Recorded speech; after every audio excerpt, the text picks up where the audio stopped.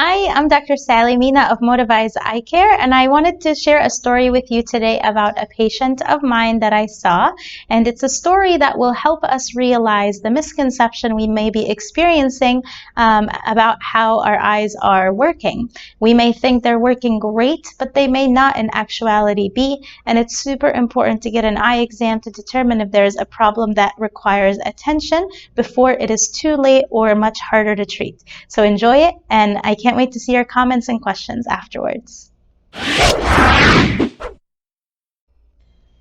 So I just saw a wonderful lady for a dry eye evaluation, and I am known for doing really thorough examinations of every single layer of the eye regarding dry eye disease. That starts from the eyelashes, eyelid margin, the whites of the eyes, the cornea, the tear film, and assessing, how much tears we produce, the quality of the tears, etc.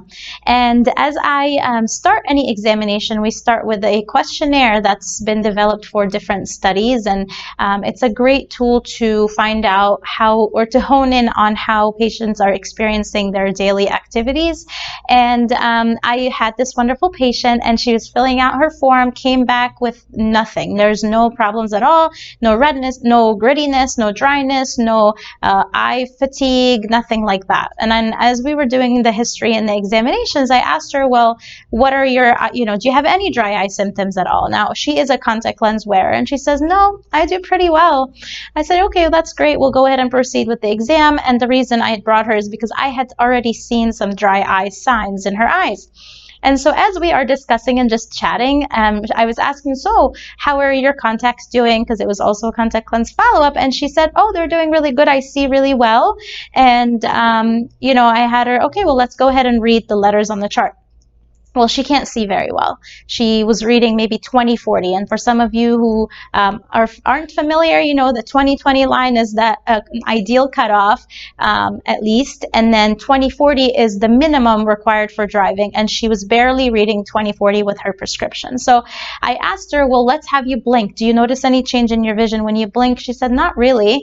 I said, all right, well, just take a look at the chart and get a visual image in your mind about what it looks like. And then I put a drop of artificial tears in each of her eyes, and I had her blink and dab the excess. And then she looked, and I said, does it look any different? And she says, yeah, it does look a little bit better. All right, so that's symptom number one. So remember, this patient thought she had no dry eye symptoms at all. Symptom number one is blurry vision. Then as I checked her contacts on her eyes, everything looks good in terms of the fit. I had her remove the contacts so that we can continue with the dry eye evaluation. So as she's taking off her lenses in the office, she says, I do splash some water before I put the lenses in, and as I put the lenses in my eyes, I do splash some water some more, just to kind of give them hydration. So I pause and I say, you realize that that's not everybody's experience. You should not have to splash water, which is not a great idea, by the way, to hydrate your lens. And that's your second dry eye symptom that she was not aware was dryness. So as we are talking, and I've had this because I'd seen her previously for one as a visit before for her comprehensive exam. And she had mentioned then that she was using Clear Eyes eye drops, similar to Visine, which is a little bit more popular. And both of those drops are essentially to remove redness in the eye. That's symptom number 3 of dry eye disease, that she, again, never made the connection was a sign of her dry eyes. Now, I spoke with her at the visit before and told her, we really want to stop these drops. They're not very good for you to use long term because they can have negative side effects with prolonged use. So when she came in today, she was like, hey, have you heard about the drop called Lumify? Because I want to try this drop to get rid of my redness. So I spoke with her and I educated her, yes, Lumify is a great eye drop and it is better than Visine and Clear Eyes. However, you're still missing the source of the redness, which is dry eye disease. So here's a patient who walked in, filled out a questionnaire saying she had no symptoms whatsoever of dry eye disease. And already just in the history portion of the examination, she had 3 different, very clear and severe signs of dryness: blurry vision, dry contact lenses, and redness. And as I proceeded with the examinations, her eyes looked severely dry from very low tear production. So the water that tear up when we cry and the water that tears up when we walk out in the wind, that water layer of the tear film was very low. Additionally, I put some dye in her eyes, and that dye kind of just was shining like headlights on her eyes, which means that that dye has been picked up by damaged cells on her eye, from the cornea to the whites of the eye. And that is a severe sign of progressed dry eye disease.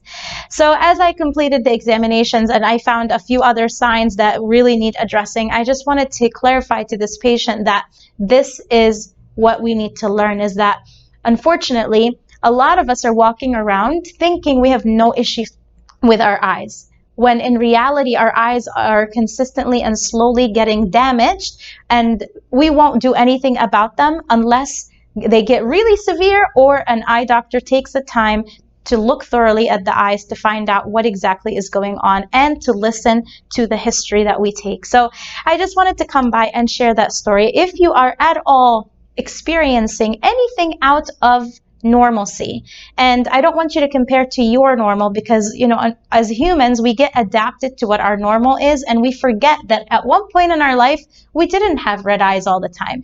We didn't feel like our contacts in our eyes all the time. We just forgot that they were there because they were comfortable, and no longer are we in that situation. That tearing that we get all the time, it's not allergies. It's not always allergies. That itchy eye, it's not always allergy. Actually, most of the time it's more dry eye disease, if not a combination of the two. So I encourage you, friends, if you have any problems with your eyes, discuss them with your eye doctor and let them know that this is something that did not used to happen for you. And a last tip that I wanted to share with you: if you have ever at any point had dryness or pain in your eyes, burning sensation, a sharp stabbing pain, and then later it stopped, that does not mean the problem has gone away. Unfortunately, it could mean that your nerves in your cornea have been damaged and no longer are sending you those pain signals. So that's more severity in the condition. If you have any questions, please drop a comment below. Feel free to send me a message, and I will be more than happy to talk with you about what your eyes are going through. I hope you have a wonderful Thursday, and I'll talk to you soon.